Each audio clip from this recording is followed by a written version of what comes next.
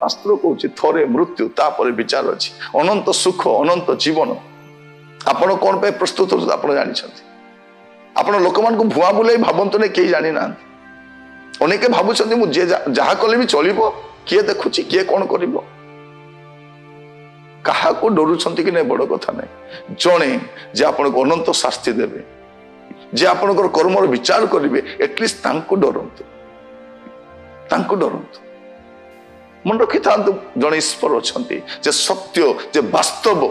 जे मनुष्यर समस्त गतिविधि को लक्ष्य करुँच दिन आसव विचार करेंगे आज अनेक लोग ईश्वर को मानती नहीं नास्तिक भाव में कथबार्ता हुए ईश्वर नहांती जदि अच्छा कहीं एमती हो कहीं हो ना जना पड़ो टे रुहतु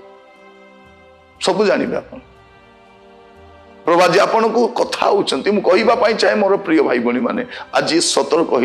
सजाड़ी ना सब मनुष्यर शेष दशा अच्छी।